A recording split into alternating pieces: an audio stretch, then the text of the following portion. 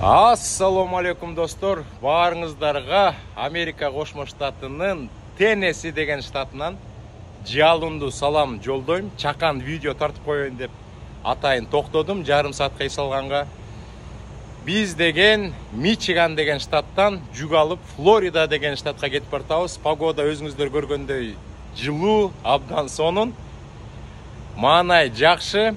Эртең Кудай буйрса Флоридага жүктү таштап коюп, аяктан жүк алып, Кудай буйрса Нью-Джерси штатын көздөй кетебиз. Мен азыркы видеодо бир-эки теманы чагылдырып коеюн деп чечтим.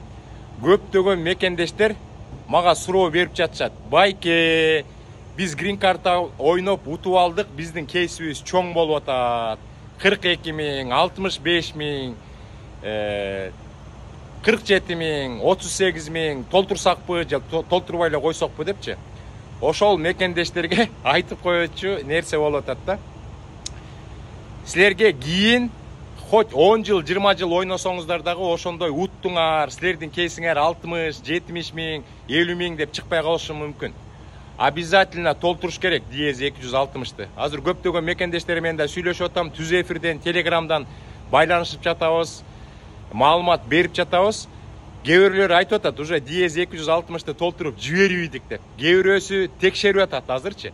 Кээ бирлөр диезди толтурсакпы, толтурбасакпы деп ойлонуп атат. Мындай болот атпайбы шартычы? Америка Гос департаменти өзү айтып атат. Заявка толтуруш бекер деп атат. Заявканы текшериш бекер деп атат. Диез 260-ты толтуруш бекер деп атат. Диез 260 бекер болсанда толтуруп койгула да, эчтеке акча кетпейт да. Андан кийин силерди интервьюга чакырып калса, ошондон кийин анан чыгымдар кете баштайт.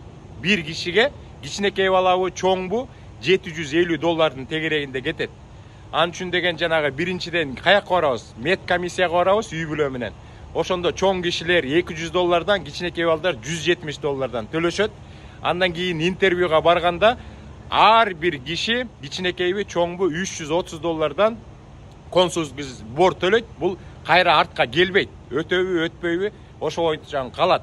Анан грин карта утуп алган кишилер $220 ар бир кичинекей, чоңу төлөгөндө ошол грин картаны Америкадан аласыздар, бирок Кыргызстандан төлөп коюш керек атайын сайттан. Анан баардыгы бекер болуп аткандан кийин мекендештер эмне үчүн суроо берип атат. Анткени деген мындай болуп атат достор. Диез 260-ты толтурганда форманы көп мекендештер өзлөрү толтура албай, ар кимге $300, $400, $500, $600 чыгым болуп берип атат дагы. Эгер бизди интервьюга чакырбай койсо, ошол акчабыз күйүп кетет деп коркуп атышат. Ошон үчүн өзүңүздөр толтуруңуздар. Бул шанс, карабаш керек. Например деген быйыл деген 80 миңге чейин барып атат. Хоть 80 миң болсо дагы толтуруп койгула. Анткени деген кээ бирлөр дагы текшерелек. Кээ бирлөр сентябрь, октябрда диез 260 форманы толтурат. Кээ бирлөр интервьюга барып, документтери туура болбосо өтпөй калат.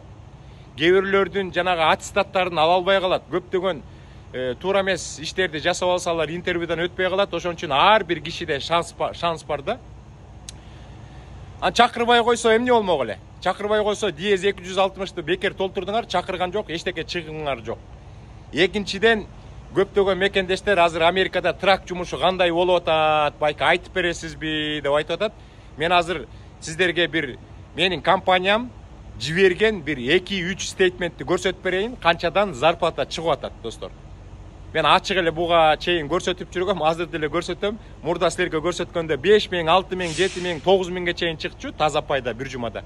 Азыр где-то 3 миңдин тегерегинде чыгып атат. 3200, 3 миң, 3500 деп. Азыр анда стейтментти көрөлү достор. Мына могул жерде менин телефонум турат. Телефонду ачабыз. Мыякта деген биздин компаниялар жиберген стейтменттер деп коет да мунучу. Мына азыр көрөсүздөр. Бул май айында берген стейтмент. Азыр мондай кылып койсом көрүнөт болуш керек. Мына өзүңүздөр көрүп атасыздар.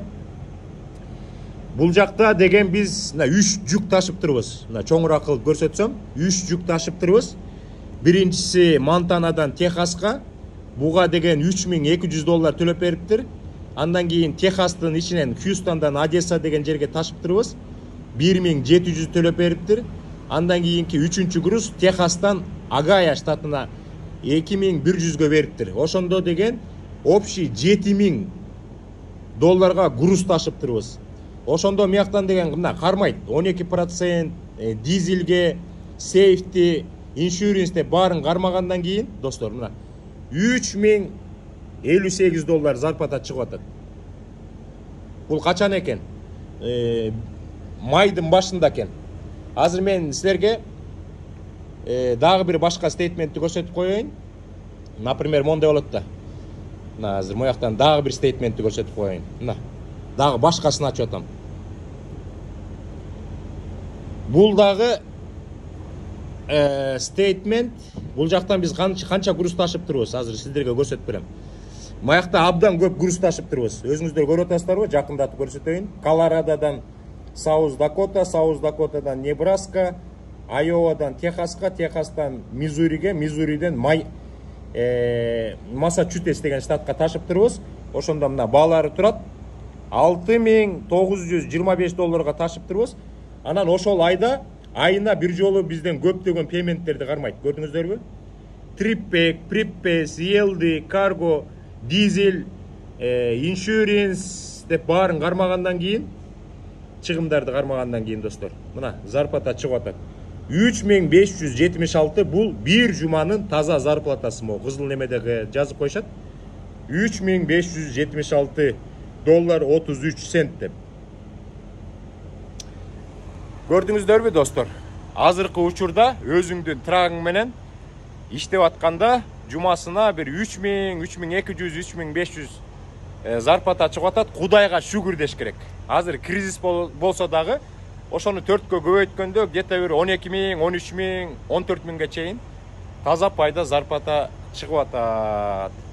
Мына бул жакта деген эмелер трактор чымчыктарга окшоп тизилип турат. Баарынын моторлору иштеп атат. Трактор абдан көп. Ар бир рестерияда место жок. Ошондо бул Теннесси штаты, Кудай буйруса Флоридага жеткенде дагы бир жакшы бир видео тартабыз. Атайын эс алуучу жерге отуруп силерге видео тарттым. Кийинки эфирден жолуккуча сак саламат болуңуздар достор.